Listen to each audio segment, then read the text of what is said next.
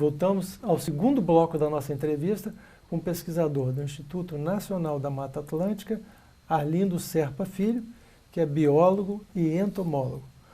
Arlindo, você fez uma pergunta que se deixou no final do bloco anterior. Então, o que nós conhecemos sobre o comportamento das espécies consideradas potencialmente vetoras da febre amarela? Até agora, nós estamos diante de uma situação em que, no Espírito Santo, especialmente, nós não conhecemos muita coisa. A gente conhece do comportamento dele em diversos estados brasileiros. Para se ter ideia, a febre amarela silvestre, ela é notificada e assinalada em 19 estados brasileiros. Aqui no nosso estado, como ela está se comportando? Como esses mosquitos estão se comportando? Como é que é o período sazonal dele? Sim, houve um surto anterior a isso, uns 3 anos antes do que aconteceu aqui, no sul do país, né? Sim. E o que aconteceu lá foi que o pessoal que trabalha com a pesquisa se deparou com a situação do que nós estamos nos deparando no momento. Sim. A gente sabe de parte desse ciclo, mas nós não conhecemos aquele que é o indivíduo que pode ser o inicializador de todo a febre amarela, de todo o processo da doença. Os mosquitos... A cadeia alimentar do mosquito é conhecida, é bem conhecida? Na verdade, essas duas espécies, eles são de um grupo taxonômico zoológico chamado Culicídeos. Esse grupo, essa família, que são dos dípteros, que vivem compartilhados no mesmo grupo taxonômico que tem as moscas, eles são de alta complexidade em seu estudo de formato. Existem várias espécies e que pouco são conhecidas. Sim. Por exemplo, para sabetes e hemagogos, se conhece bem as espécies que são incriminadas, espécies muito fortes nesse processo de construção da febre amarela. Sim. Mas em todo o Brasil, o que a gente vê é que muitos chegam a trabalhar em um nível hierárquico taxonômico que vai até subgênero. Não se conhece exatamente as espécies desse gênero.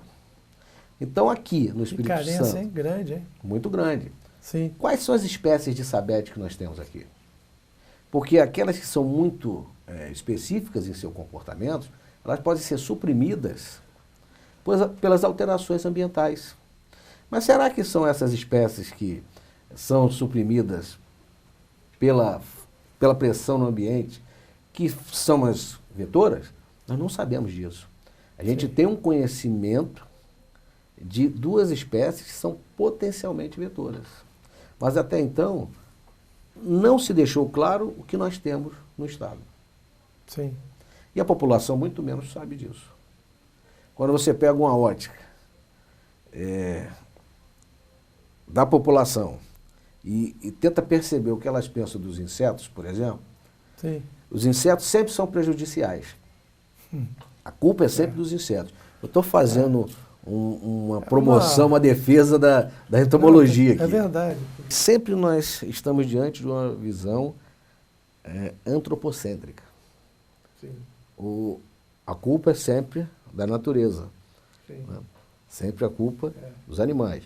E o homem, historicamente, vem ocupando o lugar desses animais de tempos em tempos. Há uma pressão, por exemplo, dentro da Mata Atlântica, que chegou, nesses milhares de anos, a uma redução ínfima do que a gente tem de mata nativa. Aí, né? É verdade.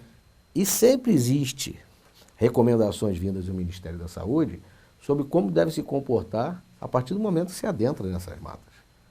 Mas a população não enxerga bem isso. Não estou dizendo que eles sejam os culpados, mas talvez, como a informação chegue, não seja a ideal. Essa forma de divulgação científica, essa forma como nós tratamos essa informação, talvez não seja a ideal. Precisamos rever isso. Tem uma série de componentes que podem ajudar de forma positiva ou de forma negativa. E os predadores desses mosquitos são conhecidos? Pouco se conhece, mas a gente sabe que nas copas das árvores a gente pode encontrar anfíbios, pode encontrar insetos predadores. É interessante que você coloca a copa das árvores, né? Quer dizer, o habitat dele, né? Ele está mais ou menos restrito à copa das árvores, né? Ele não desce muito, ele não tem um raio de atuação longo, né? Isso, a não ser que haja uma modificação ambiental Sim. e que ele necessite descer. Mas mesmo assim... Tipo desmatamento. Perfeito. Mas mesmo assim, isso é uma característica muito mais comum. Não vou dizer que ele vá fazer isso o tempo todo, mas é muito mais comum para os hemagogos do que para os rebetes. Mas, a partir do momento que o ambiente onde ele está sofre uma pressão, a habilidade que ele tem, o valor adaptativo que esses insetos adquiriram ao longo de... Eles são bem novinhos, né? 350, 400 milhões de anos, fez com que as asas desses insetos possibilitassem eles buscarem novos ambientes. Mas todo lugar que possa colecionar água e que seja um lugar de refúgio, permite essas espécies de insetos, que dependem de ambientes hídricos, criar aquele espaço como um criadouro. Por exemplo, um outro local ótimo, troncos, buracos de troncos, furos em bambus, os bambuzais, são locais que podem se criar. Sim. E isso não pode ser descartado. Sim. Então, ele tem a possibilidade de se adaptar a novos ambientes, desde que esses ambientes reúnam condições para que ele se proteja e ele possa se procriar. E esses mosquitos, eles têm um ciclo de vida um pouco maior do que, por exemplo, um Aedes. Sim. A gente pode viver de 1 a 2, 3 meses.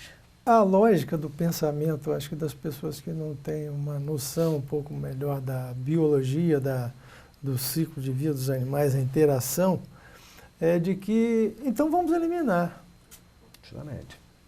né? Inseticida nele. Como é que isso funciona? Isso é o pior dos cenários, eu acho. Porque Sim.